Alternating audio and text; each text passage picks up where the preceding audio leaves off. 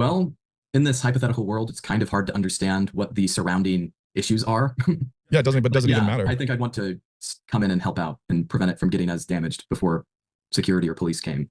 Yeah, it doesn't matter. Like a lot of the dummies out there don't understand that if there was somebody who was, let's say we're in Moscow, Idaho, you're not, but we are. If Koberger was being transported to trial and a mob decided to try to lynch him, like we would fight the mob. We would try to stop the mob. And it doesn't matter if the person there, the vigilantes are wanting to execute is guilty or not guilty. It doesn't matter if the target is in any way innocent or blameless. What matters is that the mob is not innocent. But because the principal thing you're defending is the rule of law, yeah, not a building and not the liberalism that is taught in the building. Right. You're defending order and you're fighting anarchy. And in this case, the building was, you told me, a building that you spent most of your time in, or more time in that building than in the other buildings on campus. And these are people who are not even in the community. These are being led by professional protesters. But the principles of basically, and Rory, you and I have talked about this a little bit, but it doesn't change a ton of logic. But in these moments, it does help to think not in terms of the rights or the vested holiness of whatever's being targeted, but the lack of authority of those targeting it. So it's not about the positive virtue of the thing that you're defending so much as that these people do not have the authority. They are not the magistrate. They don't have the sword. And you would just as quickly defend a Panda Express, or anything especially else. if you're hungry. Yeah. And it doesn't much matter. And then there's also people, I mentioned Koberger, the murderer, but there's people being just stupid about like, well, if a mob was going to firebomb an abortion clinic, like you would never step in. It's like, of course I would. Like, absolutely I would. Even in a society where laws had been passed and abortion had been fully criminalized, if the mob was trying to take care of it instead of the rule of law, it's like, no, you fight the vigilante, you stand up to vigilantism. Let law, due process take its course. And I think people are just like, they lose all sense of principles or reason. And they think that Christianity is just rule, or Christian nationalism is ruled by a different mob. And it's just utterly ridiculous. Yeah, it's interesting. So you mentioned that these protests started last fall, right after October 7th. And I think I remember hearing, maybe from your mom, maybe it was from you, I can't remember, that when that mob showed up to celebrate what had happened on October 7th, I think you went down and kind of inserted yourself there too. Would you want to tell a little bit about what you did last fall? Yeah, that one probably more than even what they were doing here really ticked me off, given that, like, even if you really don't like Israel, even if you think Israel is an illegitimate state, go as far as some of these protesters do, celebrating the massacre of innocent people is just not okay. And that's clearly what those sorts of things are doing. Even if someone might deny it, it is by your actions celebrating Hamas's attacks.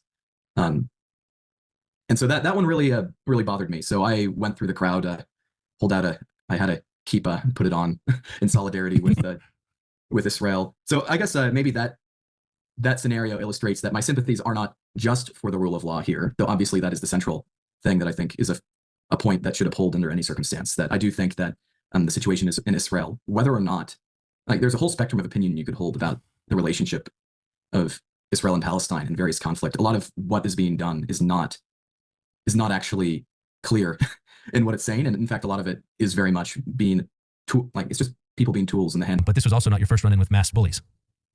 Yeah. So maybe rewind the clock about 4 years and maybe tell us a little bit about the last run-in with masked bullies, this time with badges. Yeah. So in that instance, I'm sure plenty of people are familiar, though I'm also sure not everyone is.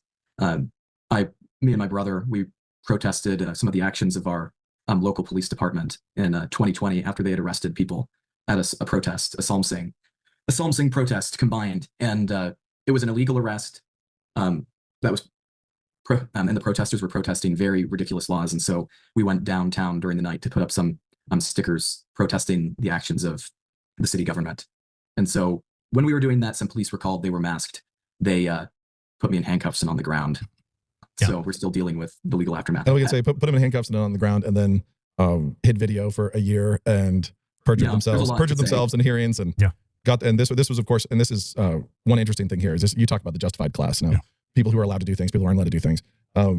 You actually had experience with selective prosecution here in your hometown, in your home state. You protested the now, as a matter of law, established to have been illegal arrests.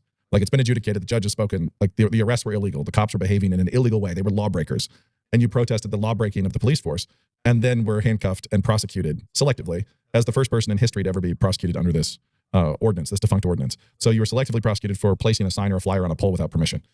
And that's now been years long. We've just gone through oral arguments in the Idaho Court of Appeals, and it's been ridiculous. But then you go out there and you have people breaking the law, defying, criminal trespass, criminal mischief, all sorts of things going on in Colombia, and nothing is happening. Like, so you have the selective prosecution and you have selective non-prosecution. During the George Floyd riots, one of the things I remember talking to you at the dining room table, one of your big frustrations was watching the cities burn, like all this criminal behavior, the destruction of the rule of law just being allowed, tolerated, not prosecuted, not pursued.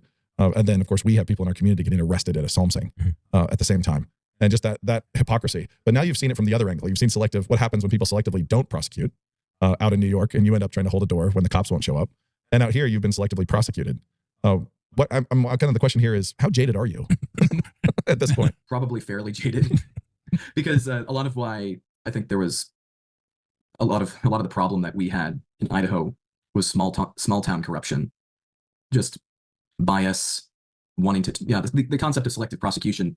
They kind of had to be aware of who they wanted to selectively prosecute, who they didn't like, and in this instance, it's more of just big city lawlessness fueled by Marxist, like activist DAs.